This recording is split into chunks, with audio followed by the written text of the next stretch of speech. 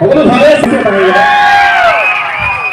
ধন্যবাদ থাকিল। আমি তেখেতক পোনপ্ৰথমে এখন এই ফুলান গামোচা আৰু এটি জাপিৰে মোৰ আমাৰ শ্ৰদ্ধা ৰাখিবৰ বাবে উদযাপন সমিতিৰ কৰ্মকৰ্তাক জনাইছোঁ। তেখেতক সম্বৰ্ধনা জনাব উদযাপন সমিতিৰ সাংস্কৃতিক সম্পাদক চম্পল সোণোৱালে আৰু তেখেতক এই ফুলান জাপিৰে মোৰ আমাৰ শ্ৰদ্ধা ৰাখিব উদযাপন সমিতিৰ সম্পাদক অশ্বিন পেগুৱে।